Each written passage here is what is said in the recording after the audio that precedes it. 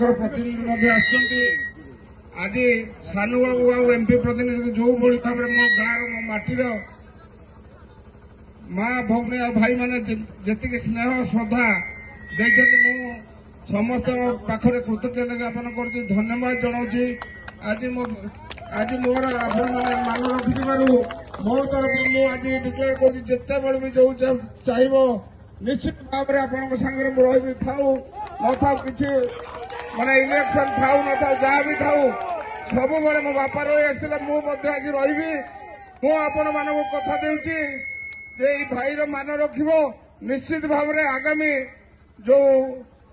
मे 25 election आसूची ए भार मान रख निश्चित भाव में आपण मैंने मत सम्मान दे मत सहयोग करेंगे जहाद्वारा कि मोर केमती मो गाँव मो भाई मान केमती सम्मान हानि न घटे मुझे अनुरोध ये करी मे 25 तारीख डॉक्टर अविनाश सामल आउ श्रीमती संयुक्ता सिंह को जोड़ी संख्या भोट दे जययुक्त करेंगे भाईर मान रखा निश्चित भाव आपण मान पाखे मुझे अली कर माने सबु प्रकार आपण सहित रही ए भाईर कथा टिके रखिए। धन्यवाद।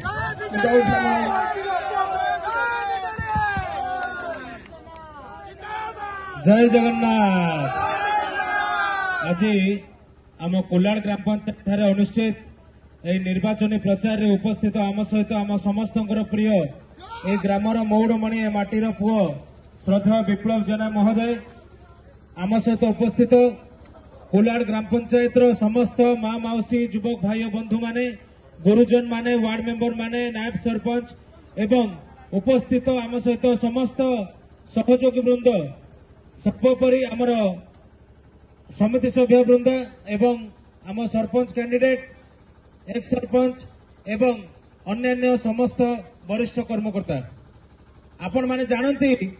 आजिका दिन में ये पांचगढ़ में बहुत अदिनिया नेता आज देखा मिलूची किंतु अदिनिया मेघ परी बर्षिकी से चली किंतु आकाश सब बेले सफा से सफा आकाश होती मो माटीर पुओ ये छिड़ा सबुदिन आमे कौन अदिनिया लोक नुह आमे सबुदिनिया नीतिदिनिया लोक राजनीति होची आमर पेशा लोकंकर सेवा करुची होची आमर कर्तव्य। ए पांचगढ़ माटी रे जन्म होइछु ए पांचगढ़ माटी रे आमे लिप्त हबु एवं शेष निश्वास पर्यंत ए पांचगढ़ माटीर सेवा करिबु। आपण माने भलो भाबरे जानिचंती दीर्घ 25-30 वर्ष हेलानी स्वर्गत रमेश चंद्र जेना महोदय स्वर्गत आदित्य प्रसाद सिंह हुए तो पारिवारिक संपर्क निबिड़ थिले भी मध्य राजनीतिक मैदान में आमे परस्पर सहित लड़ाई करुथिले किंतु राजनीतिक मैदान बाहर परस्पर गुरु शिष्य भली कार्य करुथिले एवं अति घनिष्ठ संपर्क थिला। तो निश्चित भाव में आज जदि दुई परिवार एक होईची ताहले एई माटी रे केबे हेले भी शंख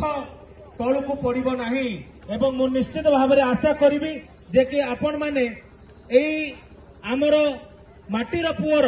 आमर गर्व गौरव एवं समस्तंकर इज्जत रक्षा करी समस्तंकर मान रक्षा करी आमे आगामी 25 तारीख रे देखै देबा जे जेते भी मद मांस एवं टंकार प्रलोभन एवं जेते भी गुंडागर्दीर धमक कौनसी मात्रा रे काम दब नाही। एठी केवल विकास एवं सबु समय लोक मानक सुख दुखरे जे ठिया होईची से ही होची प्रकृत दरदी बंधु एवं आपण माने जानिछंती दीर्घ वर्ष हेलानी कोलाड़ माटी रे जहाँ भी सुविधा असुविधा है प्रत्यक्ष एवं परोक्ष भाव में आमे माने आपण मानक सहित जड़ित अच्छु। आपण मानकर छकरे जो स्कूल अच्छी गत आम ओडिशा नवीन ओडिशा कार्यक्रम रे छक उपर कार्यक्रम होइतिला सेठी मु प्रत्यक्ष भाव में प्रत्येक विकासमूलक कार्यक्रम विषय में उल्लेख करथिली।